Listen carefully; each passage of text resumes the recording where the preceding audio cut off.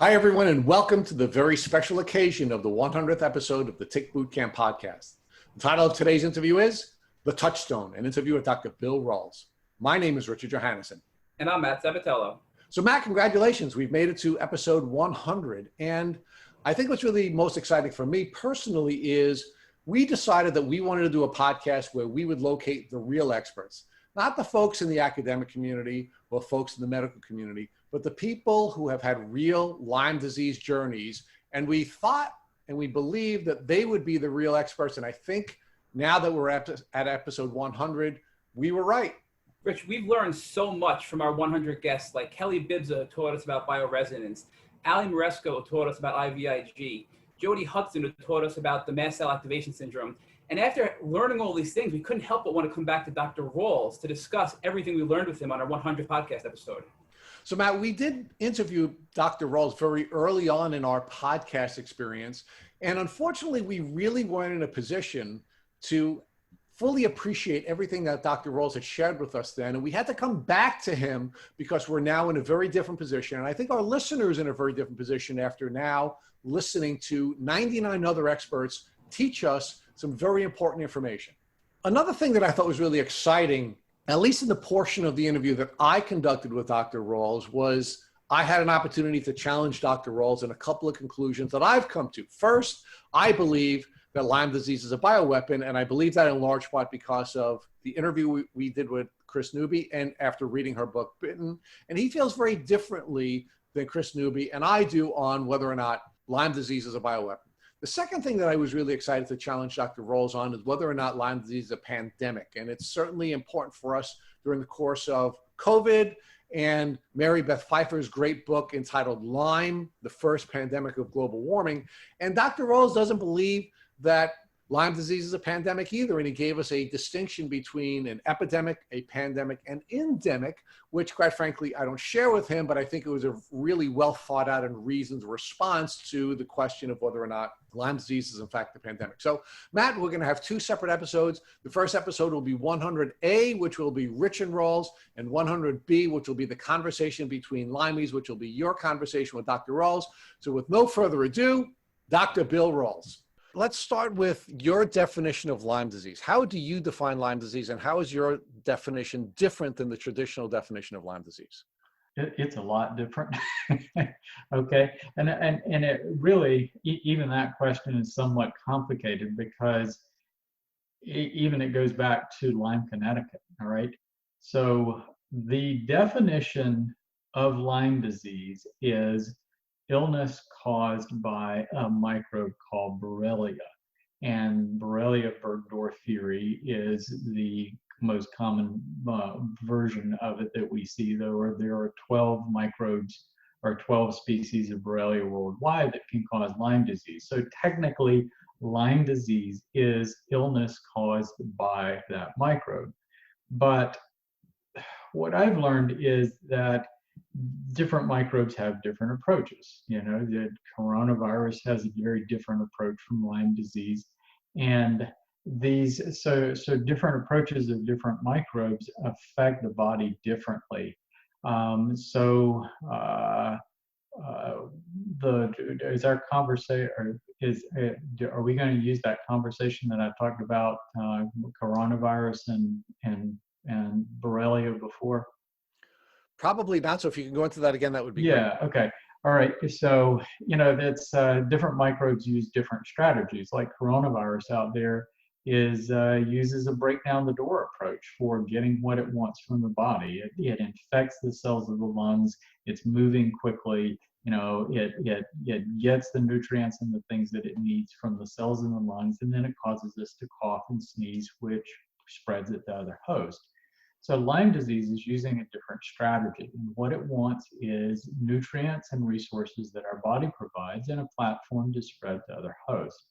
So it infects our body and it mediates. So when we get a tick bite, the microbes in our system, they infect white blood cells and disperse to all tissues throughout the body, where they quietly set up shop. And they hang out there till they wait for another host. And if the immune system is strong, it doesn't necessarily cause symptoms.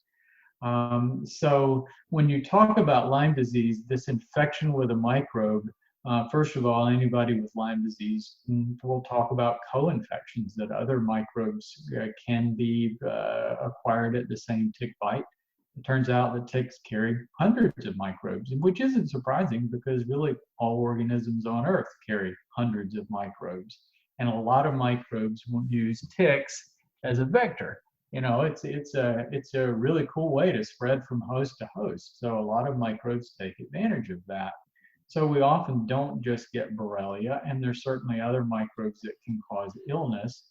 But when these microbes first enter the body, they are, there is a confrontation with the immune system, but that dies down pretty rapidly. So a lot of people don't have very pronounced acute symptoms. That's not the strategy of the microbe. It's not trying to make us sick, it's trying to use our body. So it's flying underneath the radar and it moves into our system, and often we don't know about it. So when you talk about Lyme disease, I think the medical community has in mind this acute manifestation of Lyme disease, that you get bitten by the tick and the ticks enter, the microbes enter the body, and they can cause an immune reaction, which is generally mild. And if you take antibiotics, you may knock down the numbers of those microbes enough that your immune system can handle it and you don't have symptoms. So that's how most of the medical community thinks about this, as an acute illness caused by this single microbe.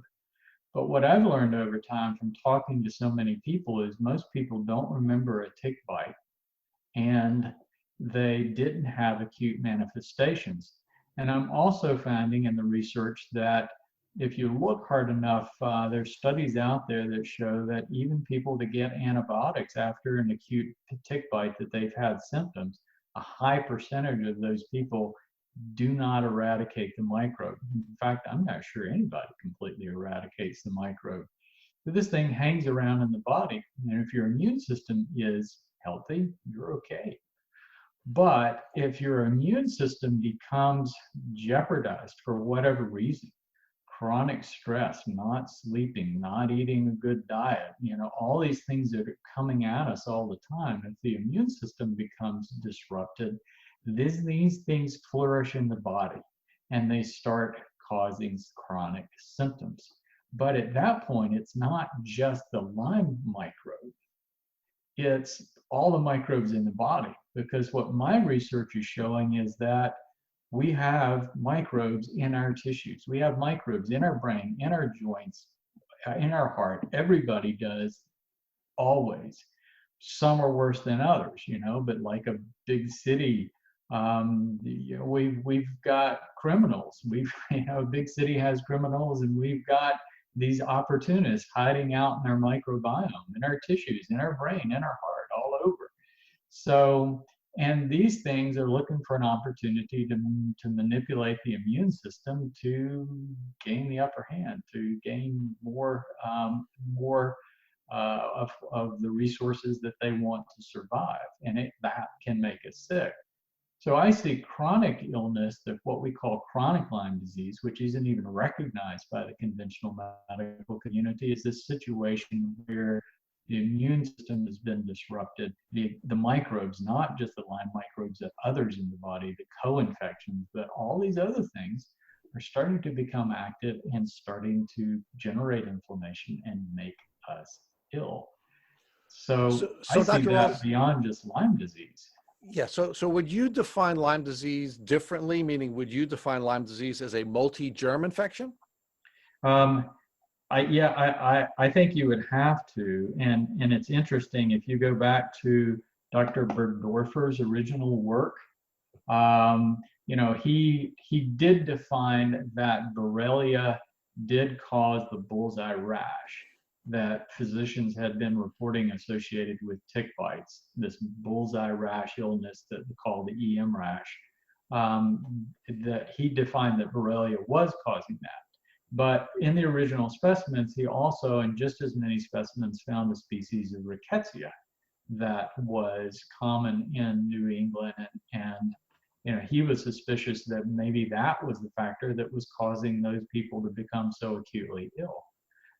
So yeah, I think most of the time we pick up other microbes, but the deal is we pick up microbes throughout our lifetimes, every time we breathe, have intimate contact with other people. I mean, all of these things we pick up microbes, and they aren't necessarily our friends. We depend on a healthy immune system to stay well. And that's in this day and age, we've got a lot of things coming at us as far as immune system functions go. So Dr. Rawls, can you distinguish an acute infection from a chronic infection and what impact that has on someone who's suffering from chronic Lyme disease?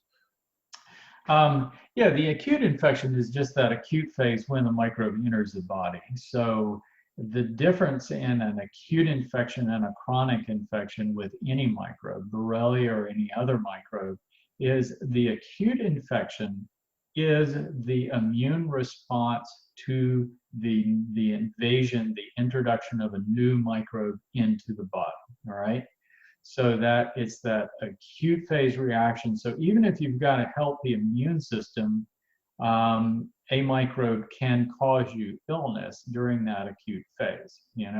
It's coronavirus makes people ill as soon as it enters the body. Within 5 or 6 days after being infected with coronavirus, you start having this acute war between the immune system and the microbe. But again, Borrelia and the tick-borne microbes are more of those slip under the radar microbes. They're using a slightly different strategy, so they don't cause as much of an acute reaction, and because they have different motives in mind. Their strategy is to just set up shop in tissues. So a lot of people don't have the kind of acute reaction with Lyme disease that they would have with something like coronavirus or influenza, because the microbes are using different strategies. If you have a chronic infection with anything, no matter whether you're talking about Lyme disease, tuberculosis, malaria, anything else, what that means is that the immune system isn't able to keep that microbe in check. So looking at any microbe, Ebola virus. Ebola virus is a terrible microbe because we have no immunity to it, because humans have rarely been exposed to it. It kills about 60% of people, 30 to 60%, depending on the variety of Ebola that comes along. Those people that survive, their immune system figures out how to take care of that thing, and they will gradually recover their health. But the interesting thing is, even with Ebola virus, when they went back and checked people that had recovered their health, that had Ebola and survived it, they still had that Ebola virus in their body. It's just that their immune system had figured out how to keep a check on this thing, keep a thumb on it. So whenever you have somebody who's chronically infected, they're just not getting over the infection, what it just screams is the immune system isn't working properly. Sometimes that's the microbe. Microbes like tuberculosis can chronically keep the immune system down for a whole lifetime, and basically just wear a person down and cause them to be ill until they finally die. Lyme disease can do that same thing, but I think there are an awful lot of people out there that are walking around carrying Borrelia and the co-infections. Bartonella and Mycoplasma, all of these things, a lot of us have them. And, so the immune system plays a huge role. If you've got a healthy immune system, it's generally going to keep things in check. What impact does the multi-germ infection have on the immune system? And do you believe that if you were only infected with Borrelia from a tick bite, would Borrelia alone make you chronically ill? It depends on the situation. And again, it's what most physicians are talking about when they talk about Lyme disease is acute Lyme disease, when that microbe has just entered the body. And again, I think we do get other microbes. But this concept that of our microbiome not being just isolated to the gut and skin, I think is an interesting concept. Just this awareness now that we do have microbes throughout the tissues in our bodies, and that's been well proven. They didn't find out before, like 5 years ago, because they never really looked. They just didn't think they were there. But now that we're looking, we're finding, ooh, yeah, we really do have these things. So a lot of people are carrying Borrelia without being sick. I think there are genetic factors. I think there are a lot of things that affect us in our lifetime. So, some people are going to be more resistant to that particular microbe than others. There are different strains and different species of Borrelia. What infects one person may be very different than what infects another person. So there are multiple variables that enter into that equation. But there is once you've got that vicious cycle of chronic infection going on, the microbes play a large role in perpetuating that cycle. And that's one of the features of these intracellular microbes, of which there are many. Intracellular microbes are microbes that live inside cells. And that includes bacteria, protozoa, fungi, and certainly viruses, which are very common. So they have to have, they either they prefer to have a cell that it's easy living. I mean, if you can enter a cell of a host, then all the resources you need and everything you need to create new microbes is right there. And you just take over that cell's machinery and take over the resources, and it works really well. And many microbes have taken advantage of that. Borrelia is one that can go either way. It can thrive outside cells and inside cells too, which makes it very adaptable. But again, if your immune system is healthy, it keeps that in check. Once that becomes disturbed, though, it becomes a vicious cycle. And the fact that these intracellular microbes manipulate the immune system, they infect white blood cells, and they manipulate the immune system, that perpetuates the infection. I like to think about it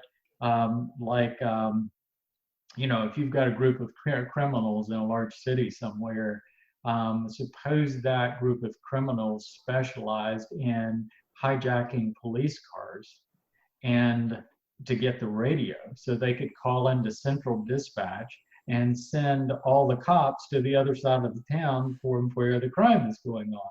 It's the same kind of thing. So these microbes are able to manipulate white blood cells and the cytokines or chemical messengers that they produce to basically send the resources, send all the troops of the immune system, all the white blood cells, focused on allergies or parasites or something other than the intracellular microbes, so the microbes can thrive. And this disruption, it's kind of like if somebody cranked up a brass band in the room next door to where I'm speaking, it would be really hard for us to concentrate and get done what we're doing. So it's noise, it's distraction, it throws the immune system off guard, so these microbes can get a little bit more of a foothold. And it's this constant tug of war that causes the misery. So it's the symptoms of chronic Lyme disease come as much from the microbes manipulating the immune system as they do from the direct damage of harming cells and generating inflammation. Dr. Rawls, I'm sorry. Dr. Rawls, you mentioned that some people can have genetic deficiencies as well to keep them sick with chronic Lyme. Many of our 100 podcast guests that we've interviewed have mentioned having the MTHFR genetic deficiency. Can you talk to us about what that is and how it keeps people sick with chronic Lyme? Yeah, I think there are other factors besides that. And that is not as much of a genetic defect as it's always referred to, as just a genetic variation, all right? But yeah, I think, here's the deal. Every cell in the body has 23 chromosomes that are packed full of information. And we're at any given moment, we're using about 1.4 or 1.8% of that information. So a lot of it is just information. So any information that your ancestors, any problems that your ancestors encountered over and over are recorded in those genes, including the adaptations of the immune system to different microbes. So we know our friendly flora and most of the microbes we encounter because all of those things are recorded in our genes.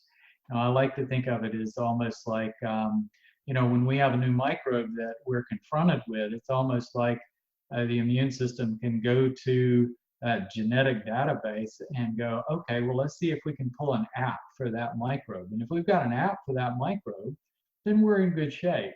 Or, it might give us an advantage. So most of our microbes, tick-borne microbes, humans have been bitten by ticks since the beginning of humans. So we've encountered these things before. Ebola virus, no app. We've never encountered that thing before. Humans, it's just brand new. Coronavirus, the new coronavirus, there are 3 species of coronavirus that have been circulating in human populations forever, and they cause the common cold. So this other one, it comes from an animal, so we just don't have the same immunity. We don't have as good an app for coronavirus, for this new coronavirus that we do for the other ones that we're exposed to. So yeah, genetics. But the MTHFR thing, that is more of a variation that's affecting us now that didn't affect us in the past. And it has to do with methylation and absorbing folates, how we use folates, all right? So you have to have a certain gene to convert certain kinds of, to convert folic acid and other kinds of sources of methylate that might provide methylation support into the natural folates. But the thing is that for hundreds of thousands of years, humans didn't need that gene because we got tons of natural folates in our diet. We ate lots of leaves and lots of stems and lots of sources of natural folate, all right? So it's kind of like vitamin C. We don't make vitamin C, right? We have to get vitamin C in our diet. We actually have the gene for making vitamin C buried in our genes. We just can't get to it anymore. Why did we do that? Because primates and humans ate so much vitamin C and got it in our regular diet that we just gave up the ability to use that gene. Well, it was kind of the same way with folates. We got so much of it that the only time that we needed that gene was when, say, there was a terrible drought, there was no plant matter, and all that you could get was meat. So you could convert some amino acids, some homocysteine from meat into these methylation support that you need to turn off bad genes and to detoxify the body and all of that sort of thing. So we didn't use it very often.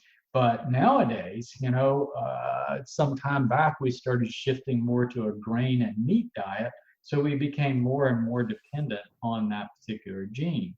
But anytime you've got a gene that is present, or multiple mutations in this case, that's present in 50% of the population, you've got to raise a question, because the body is always trying to get rid of bad genes. Why would it retain these things that are so-called bad genes in 50% of the population? And the problem is we just haven't, we've changed our diet so much in 100 years that we're having to rely on these genes that humans didn't rely on more than ever before. And that puts some people at a disadvantage. So even somebody with these gene defects, if they're eating a really healthy diet with lots of leafy greens and good natural sources of folate, or taking methyl tetrahydrofolate, or proper levels of B12, they're not going to really have any problem. So I don't, and it was interesting in my private practice for a 7-year period. I had this lab that would run it for us. Basically, was free as part of a panel. So I checked all my patients for it, all of them. And it was interesting that people that had a single mutation or a double mutation were mildly increased risk of having Lyme disease or having chronic illness. But I had an awful lot of people that had those mutations that weren't sick. And I also had people with chronic Lyme disease and fibromyalgia who didn't carry the mutations. So I defined it as being a mild factor in illness, and one that is correctable mostly with diet. This thing that we are ill because of this defective gene, I think is false. The body just doesn't retain defective genes like that. It will get rid of them over time, and it would have long ago if so in another 10,000 years, if we all keep eating like we're doing, we won't carry that gene. We'll all have that gene for converting it. It'll slowly work out of our population, but hopefully we won't do that. Hopefully we'll go back to better dietary habits. Dr. Rawls, can you define virulence and talk about the virulence scale that you have in your book, Unlocking Lyme?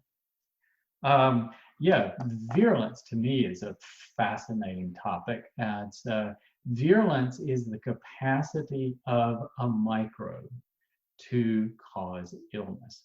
And again, it's more a reflection of the immune system than it is the microbe.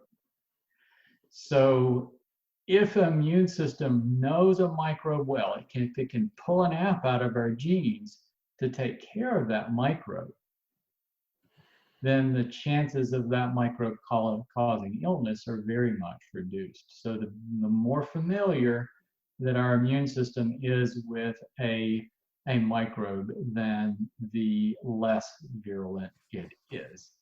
So at the bottom of the scale, our normal flora, we've been having a relationship with those microbes for millions upon millions of years. They have been part of colonizing living organisms since the beginning. So those are the ones that are the most common, and we pick them up the fastest when we are born, and we pick them up from the surrounding environment, and they become part of us. And it's not that they're not aggressive, all right? When somebody dies, it's their normal flora that decompose the body pretty quickly. So when you don't have an immune system there, those microbes are aggressive too. So the less the immune system knows a microbe, the more apt it is to cause illness. So something like Ebola virus has rarely been present in human populations. And it's so most things that can do us harm are called zoonoses. They come from animals, and our immune system doesn't know them. And so they have a higher potential to invade us and make us sick. So whenever you've got someone sick from a microbe, that's a poorly matched host-microbe relationship. It's not well adapted. A well-adapted relationship, the microbe flourishes, the host flourishes, everybody benefits. And that's the kind of relationship that we have with our normal flora. It's a well-balanced relationship. Ebola virus, it's rare. It has a rare host that they think is a spider that occasionally bites a bat. And if it happens to be in human populations, man, we've never been exposed. This new coronavirus, they think, actually came from bats by way of, I think it's called civets, which is kind of a raccoon-like, cat raccoon-like mammal, that they have live animal markets, so there's a lot of contact. So it's so that's how they get into populations. So people are having, we're very aware of coronavirus because it's making a lot of people sick all at once. So its virulence factor is much higher than Borrelia that is kind of flying under the radar. So Borrelia, the tick-borne microbes, we've been exposed to this for a long time, ever since humans have been exposed to ticks. And that was really interesting that back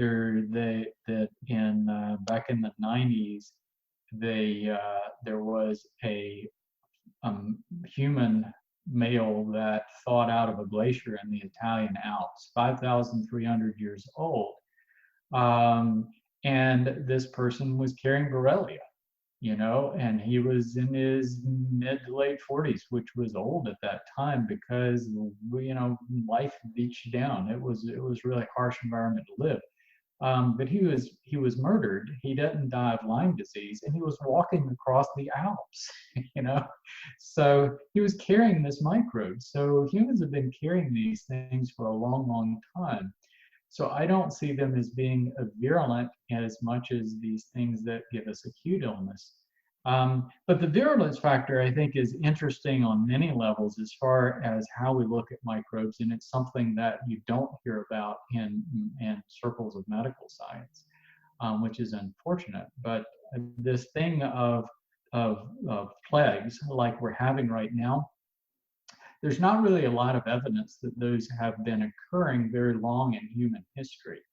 A lot of people, we think of the Black Plague and smallpox and all of these microbes that were so terrible as far as being ancient plagues, but they were only as ancient as human civilization. So if you go back to that 500,000-year-old guy and before that, plagues weren't very common because there weren't very many people, and they weren't living in large cities, and they weren't living in close proximity. We didn't start having plagues until people started becoming civilized. So when you look at probably one of the worst there's ever been is smallpox. Smallpox actually is only about 2,000 or 3,000 years old. It kicked up in one of the first hotbeds of civilization in Eastern Africa and the Middle East. And they think it was it occurred when people first started congregating in cities and started crowding. And it was related to camels and a rodent, which they haven't identified yet. But they're pretty sure from the genetics that that's where it came from, and that's how long it's been around. Black Plague only showed up at about 1300. It hasn't, you look at the whole history of all of human history, hadn't been around that long. Malaria hadn't been around that long. So a lot of the things, one of the longest acting ones is probably tuberculosis. Tuberculosis has been with us for a long time as far as all recorded history, but it's not as virulent as Ebola, Black Plague, and some of these other things. So whenever you look at acute infections and epidemics and that sort of thing, you are looking at something that's generally recently crossed over from an animal, and it is associated with people crowding, and the world is becoming more mobile and more crowded. So I don't see Lyme disease as that same category. They call it a rapidly emerging infection and an epidemic, and it's not. It's been endemic in humans for virtually all of time. Well, but Dr. Rawls, I think that sort of gets to my next question, which is, if we're defining Lyme disease as an acute infection caused by the Borrelia bacteria, then I think I might agree with you. But if we were going to define Lyme disease as a multi-germ infection, which may have microbes that have different virulence levels, then we may find that there are some differences now than there had been in the past, and that may be why we have chronic Lyme disease rather than just acute Lyme disease, which is what we saw with Etsy the Iceman or maybe anyone else in the past. Yeah, again, my struggle and my search has warped my perspective compared to a lot of people, I think. In general, what my observation tells me is, the more virulent a microbe is, the less apt it is to cause a chronic infection. So it's going to slam people, and they're either going to die or the immune system is going to figure it out, and they're gradually going to get well, and they're going to take care of that microbe. The lower virulence it is, down on my scale of like under 6, the lower the virulence, the more apt it is to become part of us, basically. So, when you look at that medium grade of virulence, something like hepatitis C, how many people out there are carrying hepatitis C? And I'm hearing that it's flourishing in young people right now that don't know it. And they're not going to know it until their liver dies when they're in middle age or become early elderly. So there are a lot of microbes that are lower on the virulent scale, but they have that potential to trick the immune system and cause a chronic infection. And they are actually much more devastating. All our eyes are on coronavirus and COVID right now, but this other thing of immune dysfunction, which I think is an epidemic in our world right now because of everything going on, is much more devastating, but it's harder to put a finger on, and it's much less visible, so it's much easier for physicians to not pay attention to, which is frustrating. But is it possible that the multi-germ infection could have some germs that have a high virulence, and as a consequence of the virility level being higher, that damages the immune system, and then some of the microbes that wouldn't traditionally be difficult to manage then take a very different approach, or now have a different strategy in causing illness? Yeah, there's no doubt about that a higher virulence microbe can set you up for other problems. There are going to be people that come out of this coronavirus epidemic that for whatever reason they got hit harder, whether that was their immune system or a lot of healthcare providers. The younger people are the people that are getting hit hard with it, or the people that are getting a heavy dose of this thing, or just getting it over and over and over again. And when they get sick, what we're finding is the people that end up in the ICU have got a long, bad recovery ahead of them, and it can chronically disrupt their immune system function, which can set them up for this thing that I put under an umbrella of chronic fatigue, fibromyalgia, chronic Lyme disease. To me, the only difference in fibromyalgia and chronic Lyme disease is the person has a positive test for Borrelia, and that's about it. But we also see this otherwise, other tick-borne microbes out there that are more virulent, Rickettsia rickettsiae, that causes Rocky Mountain spotted fever. Typically that's one that is well recognized for causing much more severe illness. And part of that is because the kinds of cells it likes to affect are the cells lining the blood vessels. So it causes swelling, it blocks blood vessels, so people lose blood supply going to their fingers and everywhere else. That's what the rash comes from. And for a long time, I thought, hey, you get bitten by a tick by that microbe and you're going to get sick and you're going to get really, really ill and it's going to be really bad. Turns out that a large portion of people, and the exact figure is unknown because so many cases are unreported, a lot of people get bitten by a tick that carries that microbe and they never get ill because their immune system just happens to catch it early. But definitely if you get a more virulent microbe, one of the rickettsias and some of the others with the Borrelia, yeah, I think there's a higher potential for getting sick. Like I said, those cases in Lyme, Connecticut may have popped up and really been noticed, not because they were just Borrelia, but because there was the high prevalence of rickettsia too. So that may have been a factor in making those people sick, is not getting one microbe, but two at the same time, or multiple at the same time.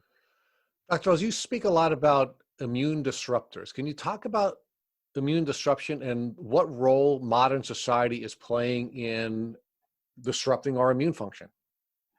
Yeah, I think that's a big one that we're just not paying enough attention to.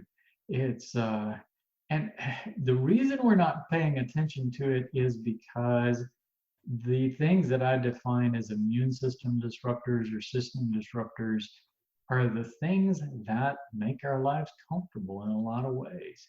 So it's we all love that carb loaded, fat loaded food because it hits all of our taste buds.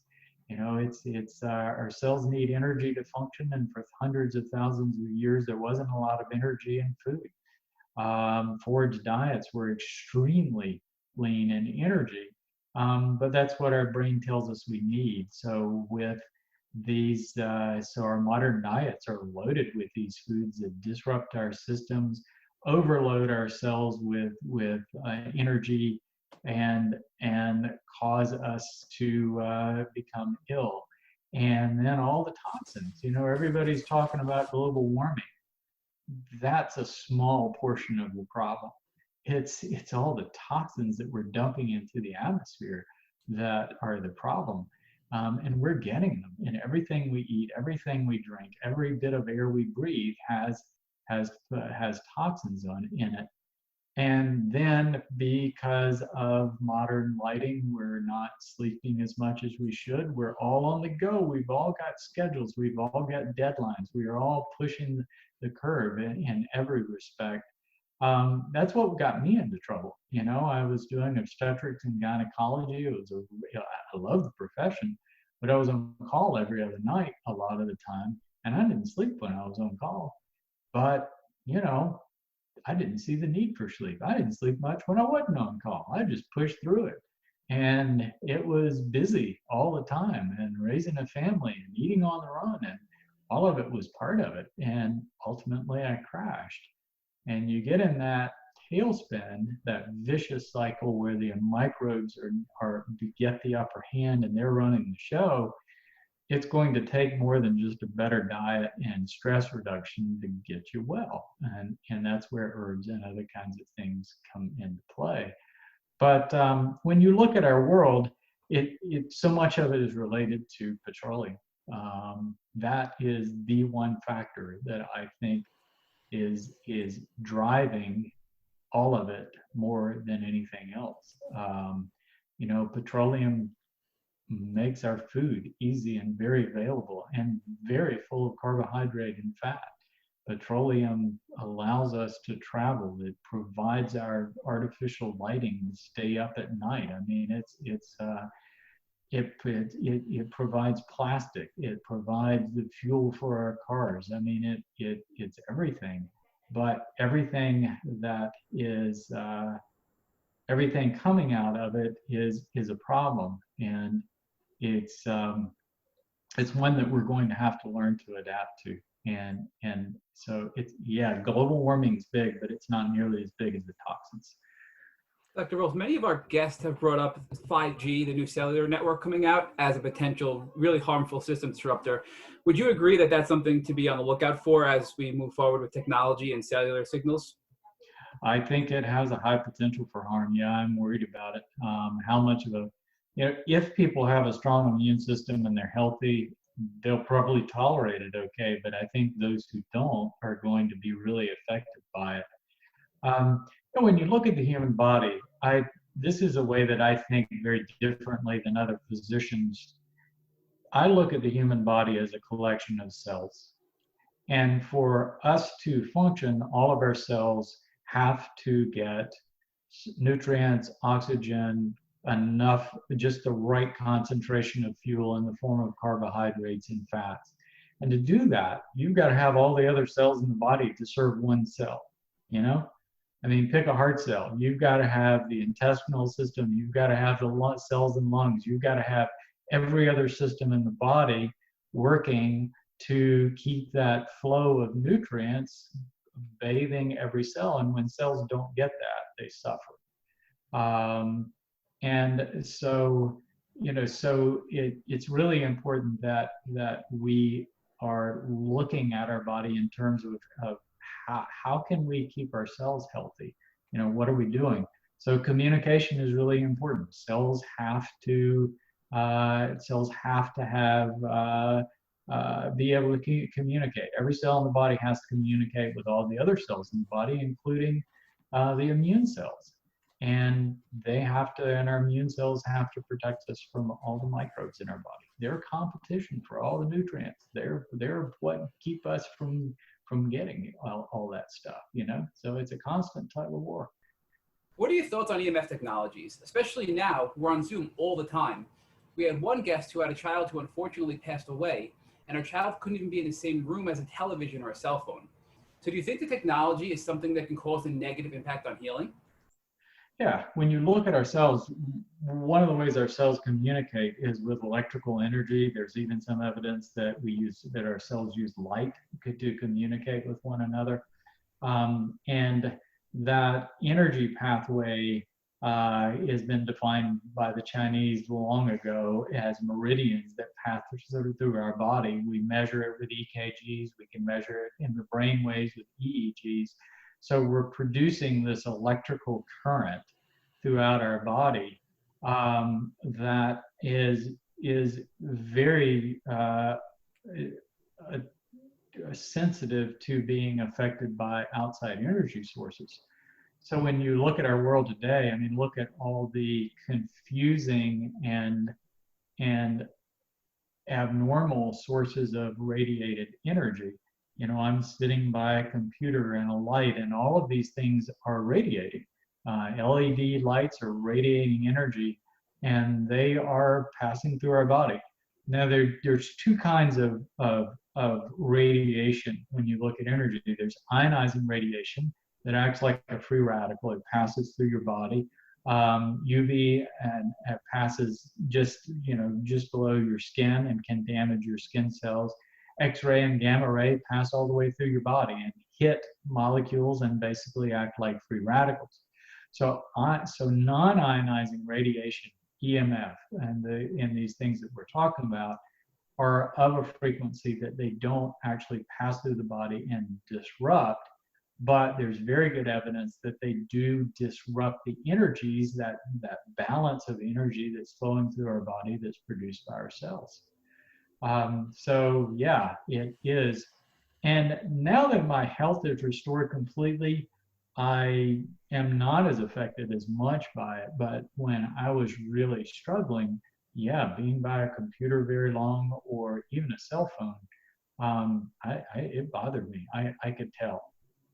So I can imagine, you know, and I've had so many people that have had to go and get off the grid and go live out in the country somewhere because they can't really tolerate any artificial energy sources. They have to be really careful about it. So yeah, I worry that maybe we're carrying some of it too far. I tend not to carry my cell phone on my body as much. I try to put as much distance as I can between myself and computers. Sometimes that's hard, but certainly take a break from them. And I do a lot of writing, so I walk with a pad and a pencil. I sit down and write on pads and then go back and translate it into the computer, just to get away from the box as much as I can. But yeah, we're really getting bombarded with it, with AI, with, you know, I mean, there's a speaker and a machine on every shelf, and all of our devices are now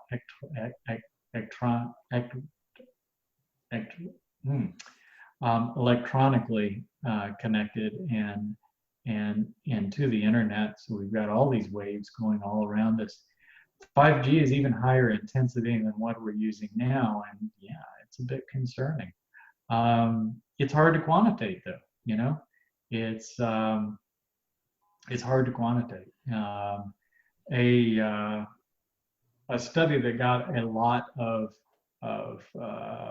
criticism just in the way it was designed, but still one that I think is worth paying some attention to. Some researchers in Brazil looked at all the cell phone towers, the microwave towers in Brazil, and they suggested that people that lived within 500 meters of a tower had increased risk of cancer, you know, like an 80% increased risk.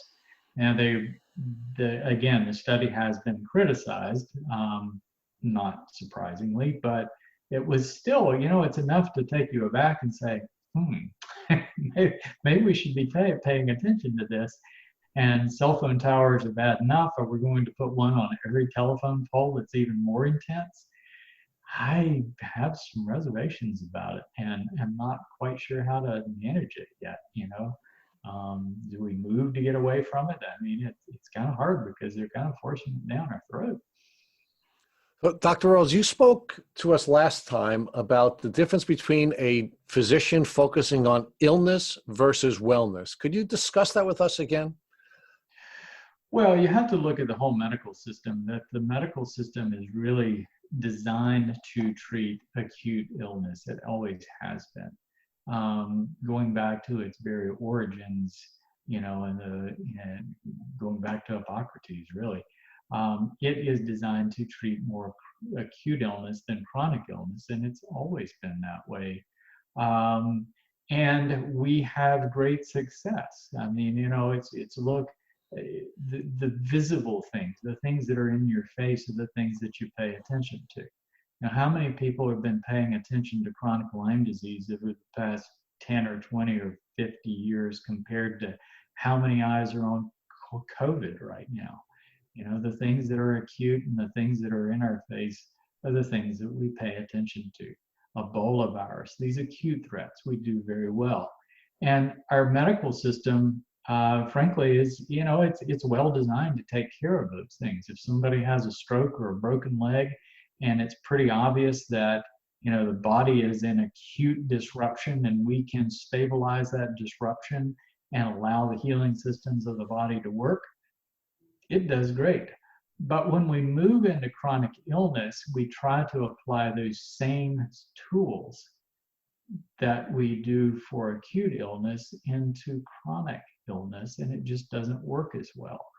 So when you look at drug and surgical therapies for chronic illness, we're still trying to treat the acute manifestations of the illness.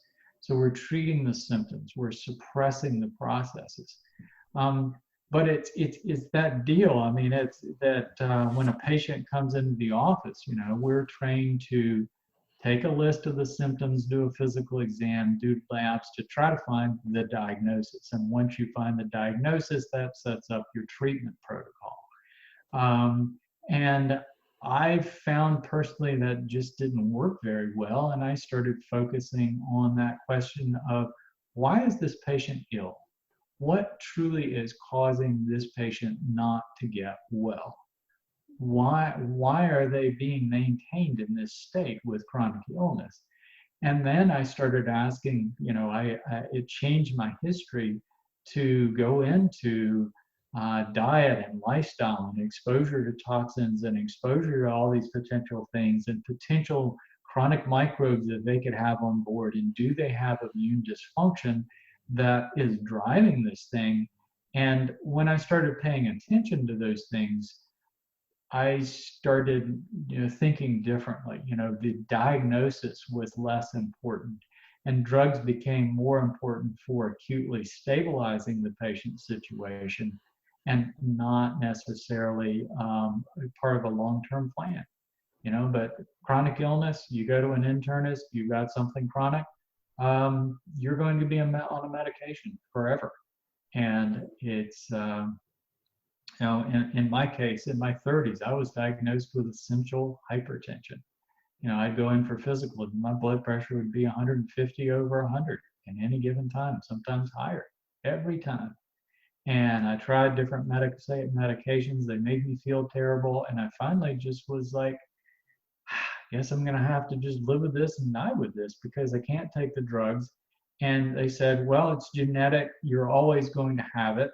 And it's not going to get better. It will get worse, and you will have to take drugs for it. Guess what? After going through all the procedures that I went through to get over Lyme disease, the herbs, the changing my diet, all the things that I was doing. And, way back in my 30s, I was exercising, but I was stressed like crazy. And I was eating bad food, and I was doing all the wrong things. So by my mid-50s, after I had embraced a totally different approach to life, approach to wellness, my blood pressure normalized. I didn't have essential hypertension. I just wasn't treating my body right. Now at 62, I go in for a physical exam and my blood pressure will be typically about 115/70. No drugs. So, Dr. Rawls, after someone suffers a tick bite, what should they expect from their physician? Just to be treated acutely and then assume the responsibility of managing their chronic illness, or should there be some other relationship between Lyme patients and their doctors? I just don't think we're there yet as far as understanding of Lyme disease in the medical community, and we're not understanding that really important relationship that natural therapies have for Lyme disease.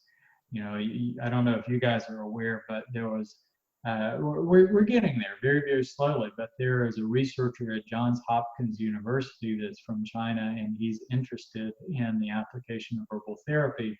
So they have an integrative group there that's very active, and he just published a study showing that 6 different herbs, many of which are in our products, are more effective for treating Borrelia than antibiotics are. And the same thing with COVID. I have to ask, why has China gotten a really good control over this COVID infection that we haven't? They're quarantining. They did that, but we're also hearing reports that they're using both natural therapies and drug therapies. They're using traditional Chinese medicine, and they're getting people well better. And there is very good evidence, from Stephen Booner and others started looking at natural therapies back with SARS in 2003 and later with MERS in the Middle East, which was a coronavirus, and found that quite a number of herbs, and interestingly, many of them that are on the list for Lyme disease, have great activity against coronavirus, against this particular coronavirus. So nature provides a lot of things. And so if I was doing it, if I could call the shots, if somebody came in with a presentation of, hey, I got this tick bite, I've got a bullseye rash, I've developed symptoms, yes, I would put them on doxycycline, because that can acutely knock down the infection and help the immune system. But I'd also put them on herbs, and I wouldn't stop the herbs for 6 months to a year, if even then. So would you put them on doxy at the same time you'd put them on the herbs, or would you treat them first with the doxy and then the herbal protocol? I don't think there's any harm in using the two together because they don't work the same way. And I think that we use the doxycycline as much as anything, and that may change with this study out of Johns Hopkins. But we use the doxycycline because it is known, and we do know that some people treated with antibiotics will never develop the symptoms of Lyme disease. So I think it is, it's enough of a known that I don't think it is something to ignore. But I'll also tell you there's studies out there, and I've seen way too many patients that got antibiotics and they show up with symptoms 6 months later. And I know that it didn't eradicate it. So for that reason, I'm really reluctant just to treat someone with antibiotics alone. In my practice, I always recommended that they continue herbal therapy for an undefined period of time. And it's because the herbs have so few side effects, and there's so much, so the potential for harm is so low. In fact, most people taking herbs regularly are a lot more healthy than people who don't. So I have a hard time arguing with not doing it. Well, let me follow up and ask you about prophylactic treatment, because Matt and I have had different experiences. After I was bitten by the tick, I was given doxycycline for 5 days prophylactically, and then I was told that I shouldn't have anything to worry about. And I was very anxious about that, and I was looking for something more long-term. So I didn't present with the bullseye rash, but I wanted to make sure that I was treating the potential of getting Lyme disease prophylactically. What would you recommend to somebody who doesn't present with the bullseye but wants to treat prophylactically? I treat them with herbs long term, every time. And they've been back and forth over the years because the studies really do not define how well the antibiotics actually help. Right now, the CDC is only recommending prophylactic treatment for people who are in high-risk areas, that the incidence, that a lot of the ticks are carrying Borrelia. But again, all ticks are carrying something. And if you try to treat every person, every time they get a tick, it gets a little out of hand, and you start using way overusing antibiotics, which we've got a real problem with already in our culture. It's our looming threat out there is probably less coronavirus and more antibiotic resistance because of our ridiculously extravagant use of antibiotics. And we're just way overusing antibiotics in our culture. So you look at the number of tick bites that people have, and sometimes people are frequently getting tick bites. Man, if you were loading them up with doxycycline or amoxicillin every single time they got a tick bite, you'd be using a lot of antibiotics. Herbs offer a really nice solution that you can protect someone. Again, the Johns Hopkins study suggests that they work just as well as antibiotics, and you can do them longer term without disrupting normal flora and causing long-term harm. So I think that would be a much better protocol. The problem is nobody will study these things. We're just starting to see the medical establishment looking at them.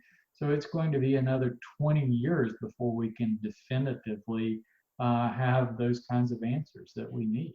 Dr. Rawls, what's your opinion on the high throughput drug screening that they're doing at Stanford Medicine, where they found the disulfiram and now this azlocillin antibiotic, which is saying could be the next promising drug to treat Lyme disease? Don't know, and it's actually not a new antibiotic. It's been around for a while, and it's it's another test tube study. I think it has the potential for harm that any antibiotics do. Everybody's looking for that silver bullet for Lyme disease, and I don't think that's it. And if people come out with things that are, well, this is the newest, latest, greatest thing, and that's the newest, latest, greatest thing, but it's actually not a new antibiotic. I mean, it is not a new antibiotic that's been developed for Lyme disease. It's one that was tabled because it didn't work very well, and somebody drug it back up and tried it for Lyme disease, for Borrelia in a test tube. All right, so it's yeah. Dr. Rawls, are you allowed to talk about your protocols and your products during the course of this podcast? Because I do have some questions about. I can't talk about them specifically. Again, in our country, the FDA puts a lot of restrictions about what we can say about products and defining them as drugs and that sort of thing. But I can tell you that there are a lot of wonderful things out there. Some things that this latest Johns Hopkins study, they looked at a handful of, they looked at about a dozen different herbs. And on that list were Artemisia, black walnut, cryptolepis, andrographis, cat's claw, Chinese skullcap, along with some things that weren't necessarily herbs that didn't have that much benefit, like monolaurin and some things like that were on the list. Artemisia and black walnut had significant activity. I don't put them in a long-term protocol because there's certain herbs that there's a little bit more room for them causing side effects long-term. So, and there's a higher potential of those herbs to cause side effects. The Chinese skullcap and and cat's claw had great activity, and those are some good immune modulating herbs that I think are good for long-term use. But even beyond that, it was interesting, they didn't find any activity with andrographis, which is one of my favorite herbs in this test tube study. But the researchers said, that this, they weren't really looking for the immune reaction. They were trying to exclude the immune reaction and look to see whether these herbs had true antimicrobial value by themselves. And they made the comment that, hey, andrographis may have some wonderful properties in how it affects the immune system that may be extremely valuable in Lyme disease, so don't throw it out the door. And that's what I've said. So some of my favorites as far as treating Lyme disease or a good initial protocol, I include Japanese knotweed, another one on the list that was had activity against both the cis forms and the mobile forms. Cat's claw is, I think, a top herb. Chinese skullcap is a good one. But then immune modulating herbs are very important too, because you want to tone down that excessive cytokine reaction. So andrographis is one of the things that can help us in that, and some of the other, some of the things that are going on in the body, I think it does wonderful. Reishi, cordyceps, so those are some herbs that are top of the list. And then the cryptolepis, I generally reserve for people that just aren't getting well with the primary protocol. So adding on that, Houtonia is another herb called Alcornia. And the garlic was on the list. I forgot garlic. Stabilized garlic is excellent. So there are some good core herbs out there that have wonderful activity, but over my time, there's just so many good herbs out there that can be effective for these kinds of things, not only in suppressing Borrelia, but suppressing all these other opportunistic microbes that are starting to flourish that are part of the problem. But the herbs have the capacity to also restore immune system functions, to help the immune system work better. And that's something that nothing else on earth has. Whether you're talking about a drug or ozone or anything that's directed toward killing the microbes, there's nothing that can help the immune system better than herbal therapy. So Dr. Rawls, if someone was living in a tick endemic community, such as Matt and I are, and we know that we're coming in contact with ticks on a regular basis, what would you recommend so that we could prophylactically protect ourselves from ticks we may not even find biting us? Yeah. I still am very active outdoors. I still do a lot of hiking. We still come up to Maine pretty frequently. So my first defense is just being super, super vigilant. And if I'm in a tick endemic area, when I go out into areas that I'm concerned about, I generally use some kind of repellent. I don't care for the DEET personally. I think it has potential to be absorbed and suppress immune system functions. But I've found that a lot of the essential oil sprays with citronella and various kinds of things actually work pretty darn well. So primary defense is keeping the ticks off.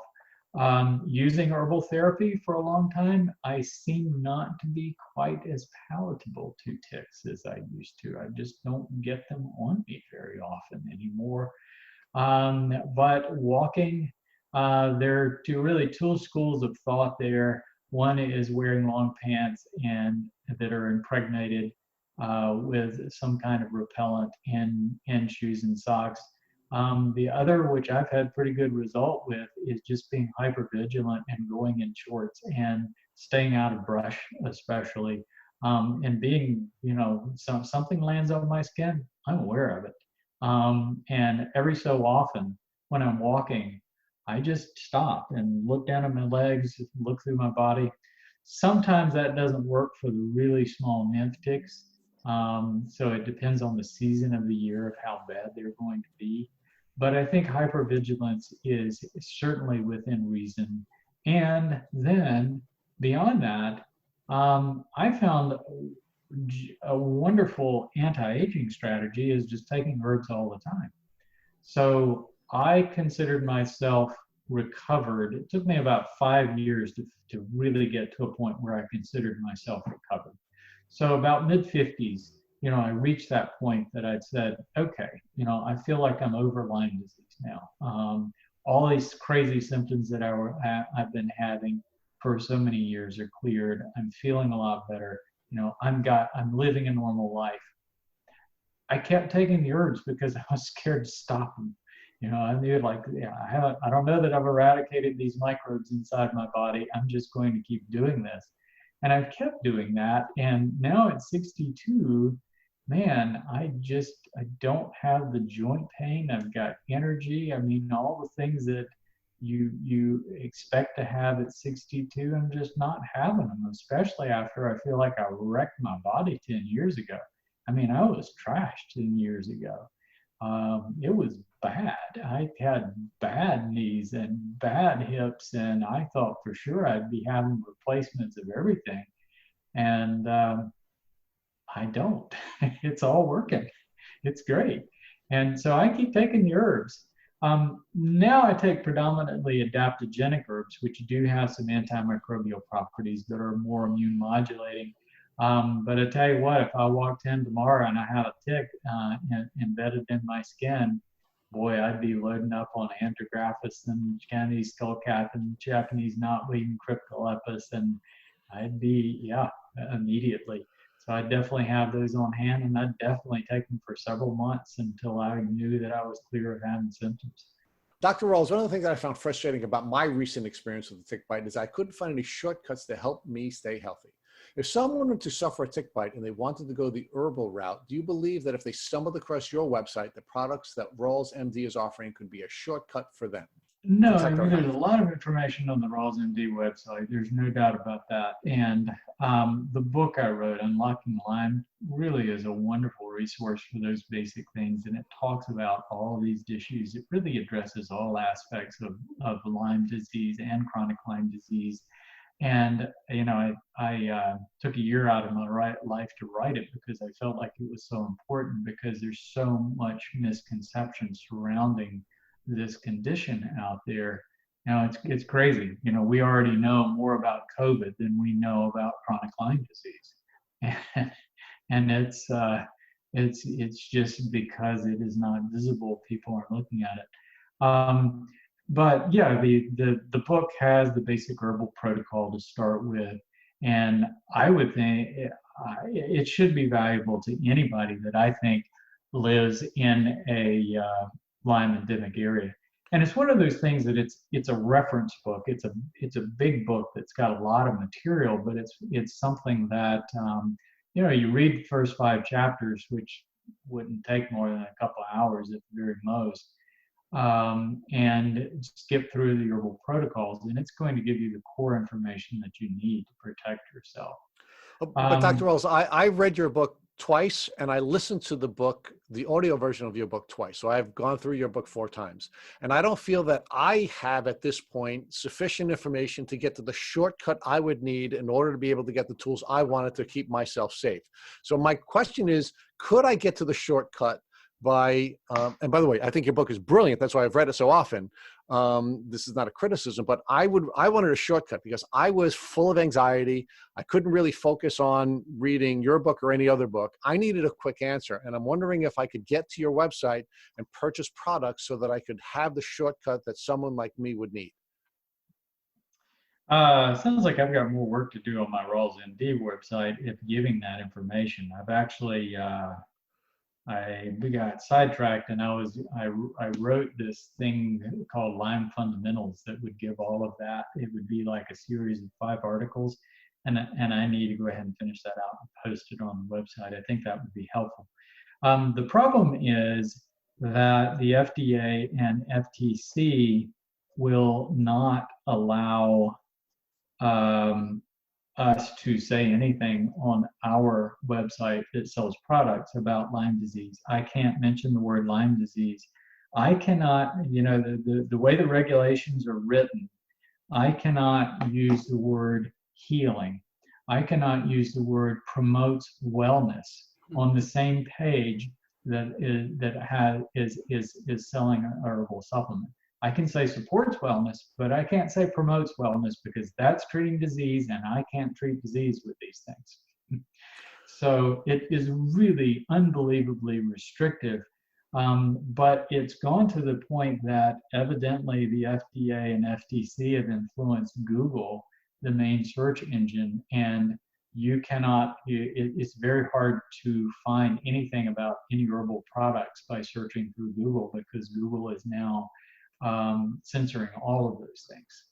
And it is, you'll get websites like WebMD and things like that that are paid for by the pharmaceutical companies, but you will not see companies that are doing the things that you're talking about. So it's getting harder and harder to find information about Lyme disease. They went through an algorithm change last April, and our traffic to the Rawls MD site dropped by 98% within a month, because they just basically censored it out. And they've censored a lot of providers like me out there that are trying to reach people with this condition. It's very unfortunate. And I don't know, I'd love to see a movement that we were looking for another provider, another website engine. They were sneaky. They got us used to it, and and now they're controlling things. I'm signed up with a listserv with other providers and other people that are interested in solving the Lyme problem that I've been getting for years. It's a great source of information and a great way for me to connect with other people out there that are thinking like I am. Google suddenly 4 days ago labeled it as spam and cut it off. And I had to go back and find it and unlabel it as spam spontaneously, just out of the blue.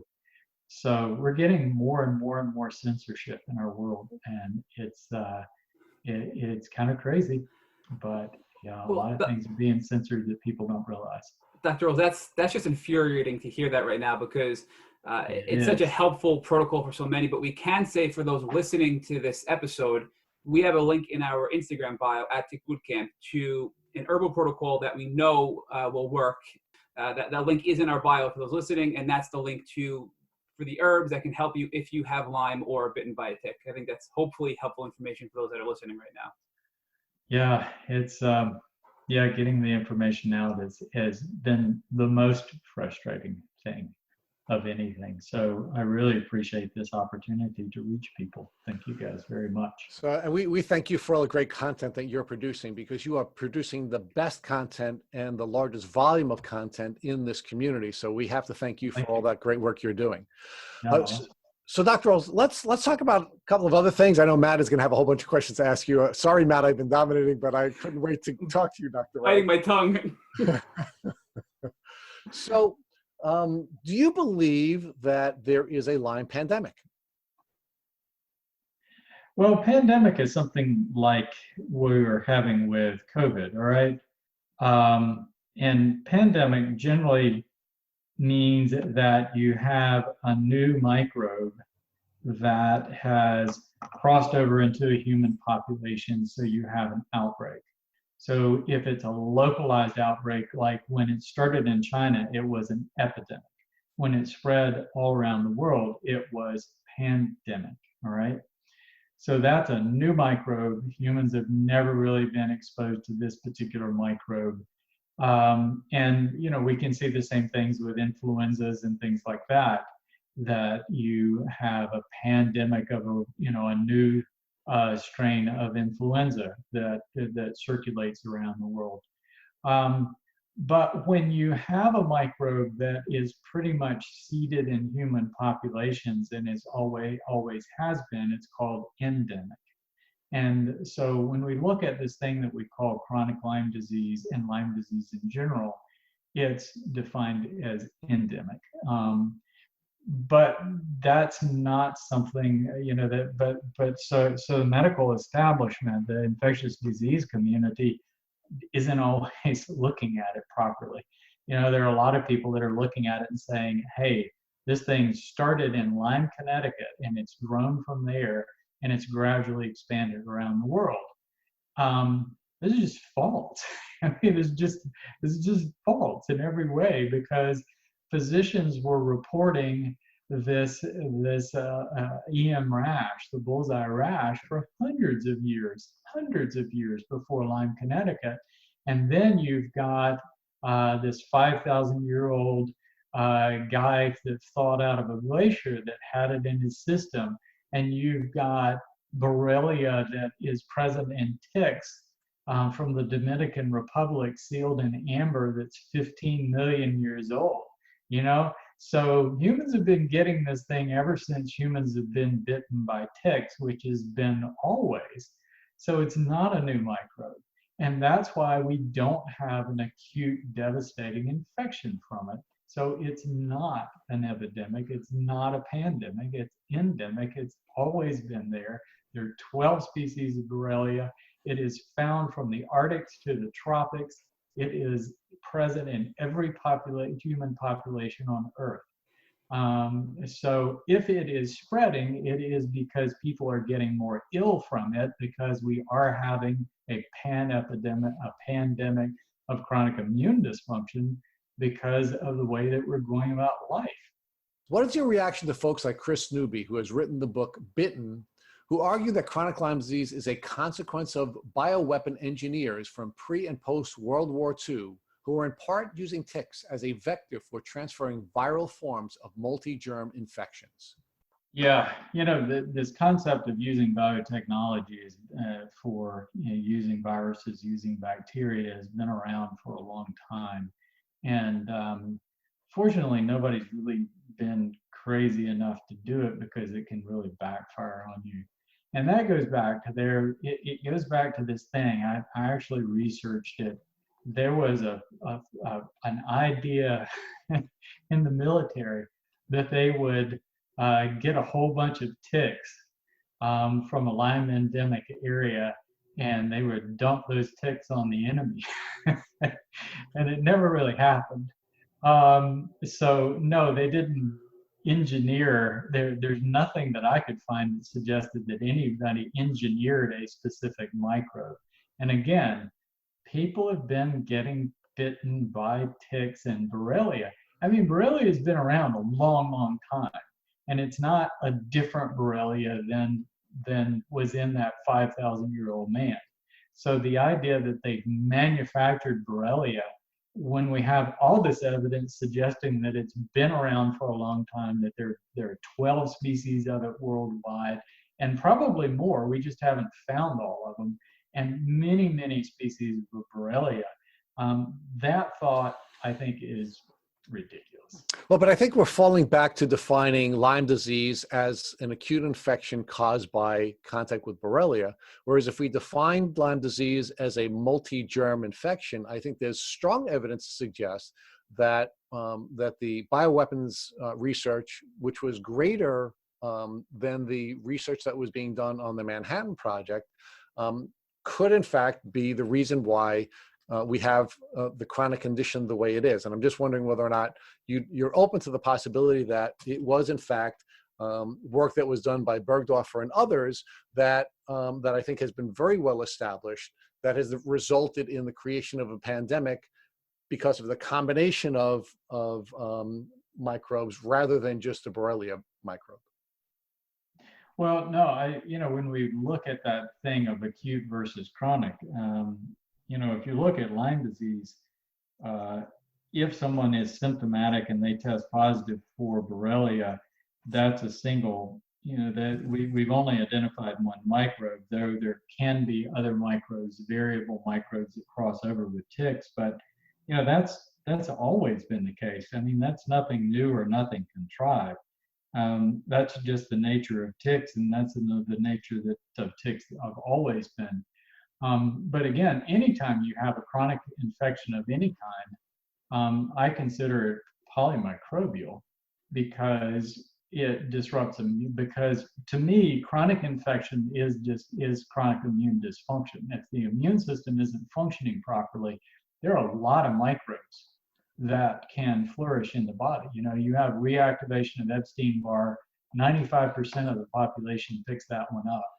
One of the studies they were looking, they found microbes in the brains of Alzheimer's patients. There was this big spectrum of microbes, and there have been different microbes that have been connected to Alzheimer's, from herpes simplex to chlamydia to Borrelia. The main one in this study was P. acnes, the microbe that causes acne. They found it in these people's brains consistently. It's an opportunist, it's looking for an opportunist to wherever it can get. So I think this idea of chronic infection is more of chronic immune dysfunction than polymicrobial, is the fact that we all have microbes, whether we get them for ticks or other things. You look at the definition of co-infection, and co-infection technically would be things that you get from ticks, but everybody is classifying other microbes. Bartonella, it's a really common co-infection. Or people getting from ticks? Probably not. They probably got it a long time ago from their pets. And mycoplasma, 75% of people that have chronic Lyme disease are found to have mycoplasma. Are they getting it from a tick mite? Probably not. They probably got it as a kid. Mycoplasma pneumonia, or they picked it up from sexual contact with one of the mycoplasmas that are spread sexually. So we harbor these things, and when their immune system gets disrupted, they become active. Thank you for listening to the Tick Bootcamp interview with Dr. Bill Rawls. To our listeners, we have a call to action. First, if you'd like to learn more about Dr. Rawls, please visit his Instagram page @RawlsMD. Second, if you enjoyed this episode of the Tick Bootcamp podcast, please share it with your friends by using the social media buttons you see at the bottom of the post. Third, we here at Tick Bootcamp have created a Tick Bite Blueprint that has been inspired by the information that has been shared with us by past podcast guests. We urge you to visit our website at www.tickbootcamp.com to view the blueprint. We would appreciate it if you would contact us with any suggestions you have for improvements to the blueprint. Fourth, don't forget to subscribe to this podcast on iTunes, Google Play Music, or Spotify to get your automatic episode updates of our Tick Bootcamp podcast. And finally, we thank you, our listeners, for your comments on our past podcast episodes. Please take a minute to leave us an honest review on iTunes, on Instagram, or on our website. We make it a point to read every single one of the reviews we get. Thank you for listening.